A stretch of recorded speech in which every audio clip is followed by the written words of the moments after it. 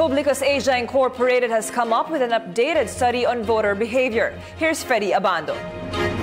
May 2016 marks another milestone for the nation, a time for our people to choose their future leaders. Their vote will determine the fate of those seeking public office. Their personalities, policies, and programs are key measures for a voter to choose the best and the most qualified to serve the national interest.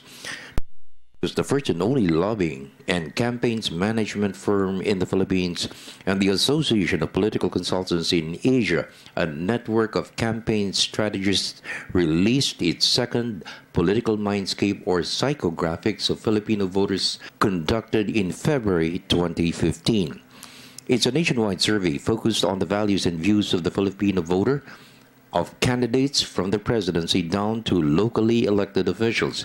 About half or 42% use Facebook and only a few use Instagram. Most popular device used to access the social media is smartphone, followed by computers. Readership of news via the internet is at the same level as the newspapers' reach, i.e. about a fifth of the adult population. Adults from NCR, urban areas, Class ABC homes, and 17 to 24 years old read news online at least 4 times a week. Those from the rural areas, Class E and older age group, 35 to 45, are the least likely to access news on the internet. Media's role to inform and educate the people, and the rising influence of social networks as a platform in reaching out to voters.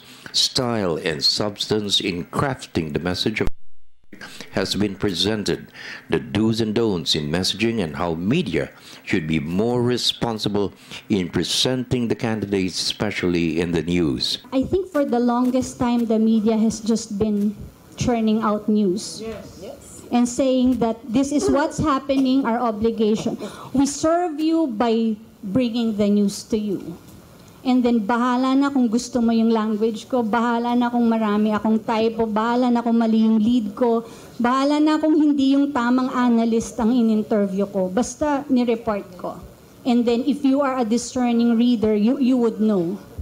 Nakakalungkot, ano? Pero daily quota, the daily grind, doesn't afford the media to step back and say, and to strategize. Even we need to strategize, how do we cover the elections? In the past 2 elections, television has been a major platform for candidates to reach out to voters, but then frequency of exposure is costly.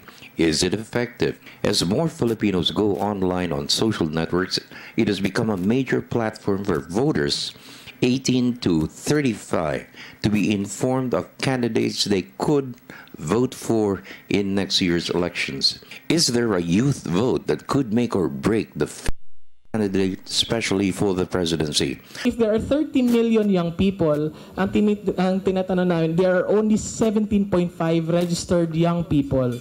So, kini-question namin saan ang 12.5 million na naiwan. That is why we continue to advocate voters' education as well and the registration. So when does a voter decide his possible choice to write in the ballot come election day?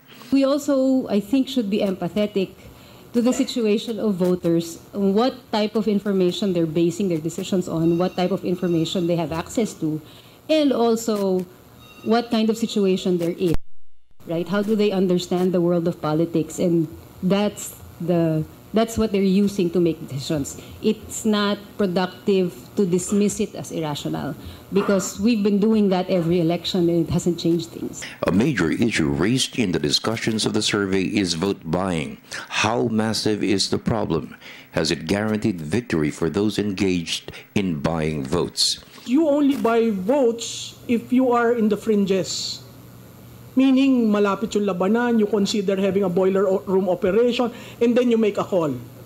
But designing a campaign plan, lahat, parang 51%, ang target ko, 30%, ang bibilin ko, nangampanya ka pa, di ba? Parang, but there are candidates like that. Even vote buying, kinakailangan yung nangangako ng vote buying or pasasalamat, ipagkakatiwalaan muna.